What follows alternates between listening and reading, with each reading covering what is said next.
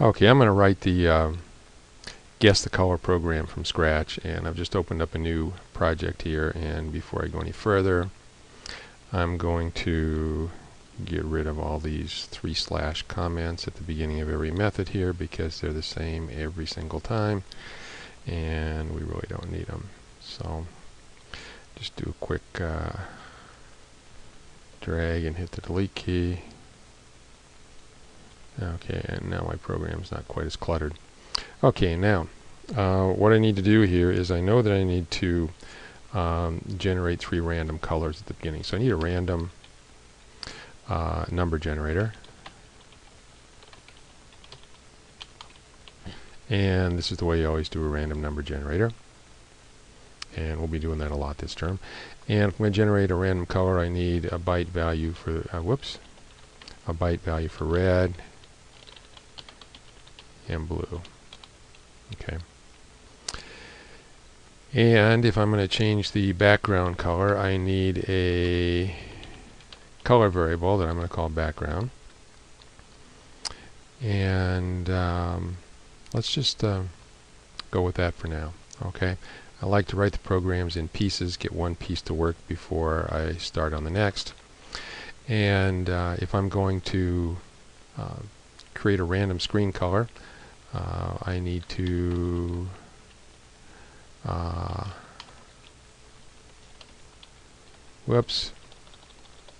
dot next 256. Now I'm going to get an error when I do that because if you pause the mouse over this, it tells you the error is it cannot, if I move the mouse I can't get down there, but the bottom line says cannot implicitly convert type int to byte. So this returns an int which is 4 bytes wide, and I want to put it in a byte, so I need to simply tell C# that I want to convert that to a byte. And then I got to do the same thing for green.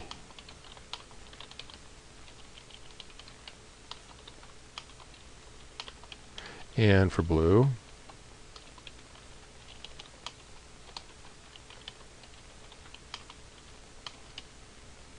Okay, so that'll give me 3 random byte values that I can combine to make a color. And the name of the color variable is background.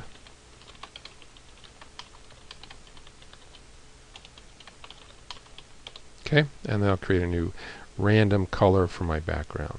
Okay, and now all I'm going to do is just put the background value here, and I'm going to run the program, and it should just come up with a random color for me. That's all.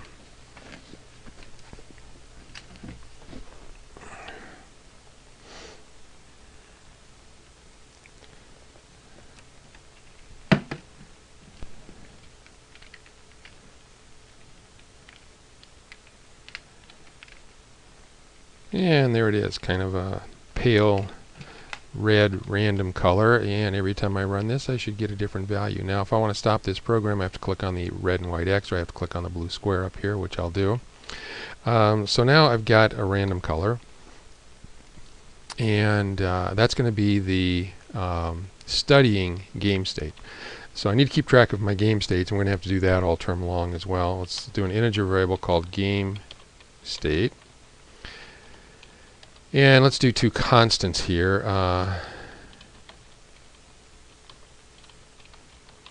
Studying will be the first game state, and guessing will be the second game state. And it's nice to give those names and to make them named constants, not just variables. That means I can never ever change the value of these if I accidentally try to assign some other value. So in initialize, I've got to set to the state that I'm in to begin with, and at the beginning I am in the studying state. I'm studying that random color that's put up there. Okay, and then what I also need to do is I need to change states, and I change states when somebody presses on the start button on my game controller. Well, I need a gamepad state variable I'm going to call pad1 to read in the contents of the gamepad. And now that's actually what they're doing here, except they're not saving it in a variable. So I'm going to change this if statement here. I'm going to copy this part, Control C, and that's the code that'll read player 1's gamepad. Okay, and then I can get rid of all of this stuff here and just replace it with pad 1, which makes for something a little bit easier to read. Okay, so that'll get me out of the program, but what I'm concerned about right now is not getting out of the program, but deciding if the state has changed. So how do I know if the state has changed? Well, I know if pad 1 dot buttons dot start, and it always comes up with button state here, so I can just actually hit the return key when that comes up, dot pressed.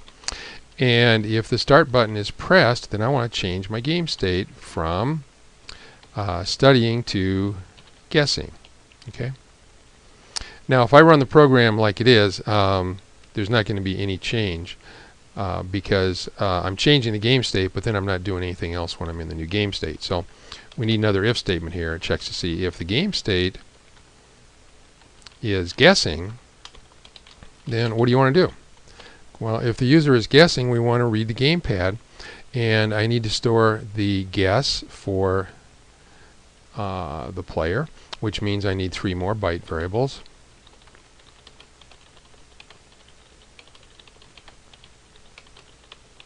Red guess, green guess, and blue guess. Okay, and don't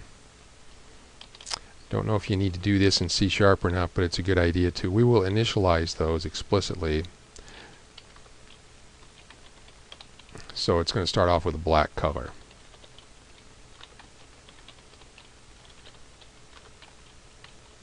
Okay? It's always a good idea to explicitly initialize your variables, even if the programming language takes care of that for you. So now what am I going to do here? Well, I have already read the gamepad. I'm going to do that at the beginning of the cycle, and at the beginning of this 60th of a second. And then I'm going to check to see if they have pressed the red or the green or the blue button. So if pad1 dot buttons dot the red one is B, then I want to increment the red guess. Whoops. And I also need to check dot A is the green one. And notice how I'm very rarely typing out the entire name of a variable. Just hit the tab key and let the editor take care of it for you. That way you'll make fewer typing mistakes. So I want to take the green guess and plus it. And the last thing I want to do is I want to check to see if pad1 dot buttons dot X is the blue one. Then blue guess plus. Okay. Now, still nothing is going to happen if all I do is read them and I don't update the background color. So I got to set the background color equal to new color with the red guess, the green guess, and the blue guess. Okay, and so let's run it now. And the first thing I'm going to do is I'm going to study the color. Okay, so that looks like a lot of blue and red, not very much green, and it's kind of bright, so the numbers are probably kind of high. So I'm going to click on Start, and I'm going to increment my blue. I'm going to increment my red. Whoops, I did not increment my red. That's my green. I'm going to do my green until it flips over here. Okay, and now my red, and that's too dark, I think. Darn it, went too far.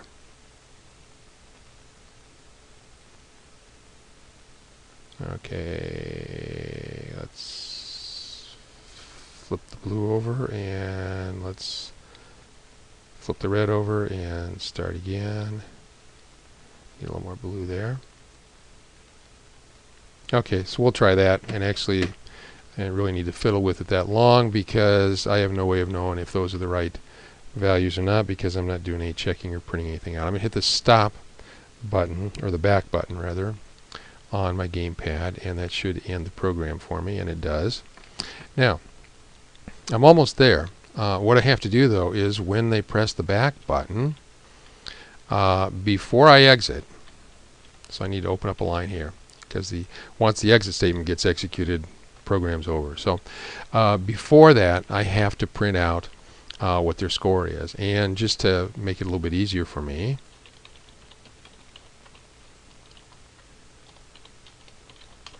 I am going to print the red and the original red,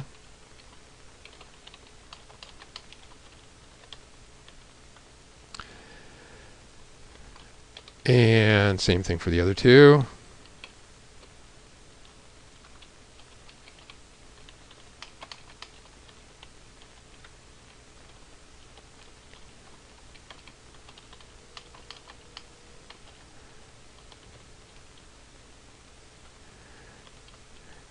The green and the green guess, and then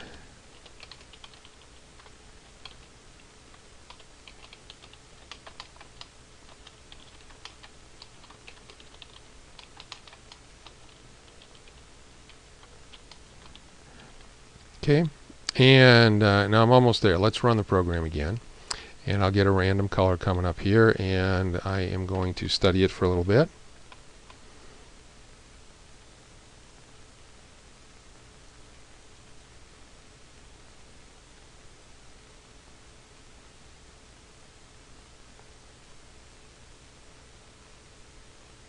If it ever comes up.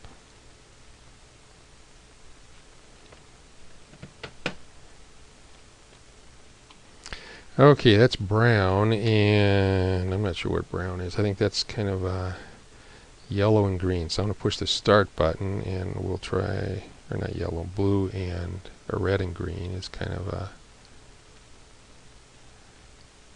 need a little more, maybe a little blue in there too, huh? Okay, and now I'm going to press the back button to stop the game. And now I'm writing stuff to the output window. So let's go to the view window here, and let's choose output. And okay, my scroll bar is down. There should be something up here. Okay, so the red was 115. My guess was 158. The green was 55, so I guess way too high on pretty much all of these. But that still doesn't tell me my score. I can compute the score if I just subtract all three of them and add the numbers up, but that's what the computer is supposed to do. So if you go back to, let's go to old briarcliff.edu and go to our XNA page, and let's scroll down here and look at the color controller instructions, and let's scroll down, and here's an instruction that I said will compute the user score. So let's do a Control-C on that, and let's go back over here, and after we print out the guesses, let's compute the score. So I want to take the absolute value of the differences between the red guess and the actual value, the green guess and the actual value, the blue guess and the actual value, but I haven't declared score. So we're always going to declare variables up here, so we need an int variable called score. Okay, and then I assign it a value, and then I just need to print it out. So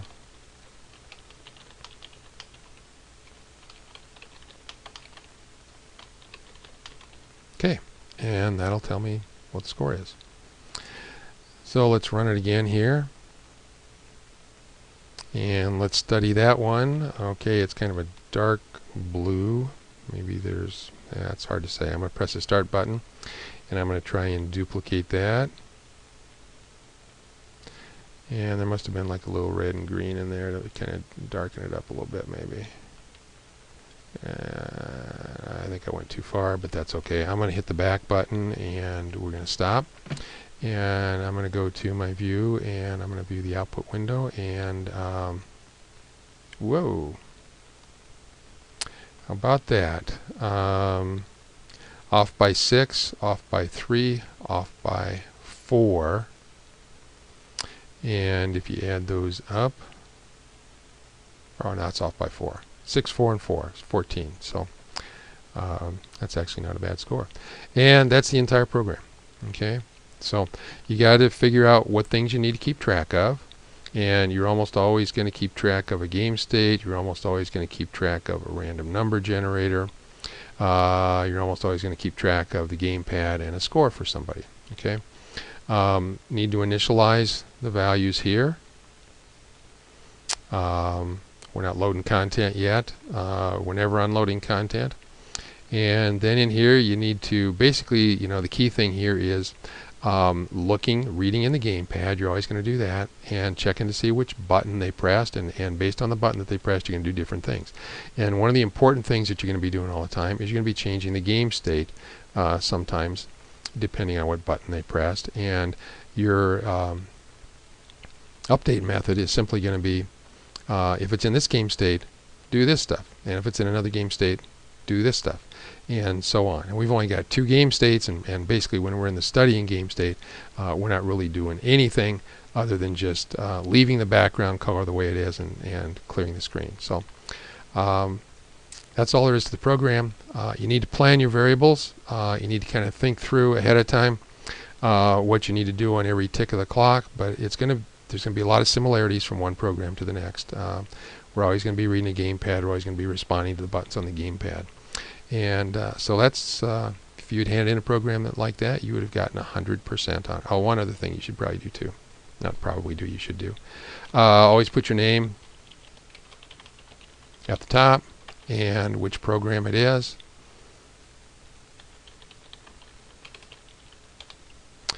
And then save it all when you're done. And that's the end of our video.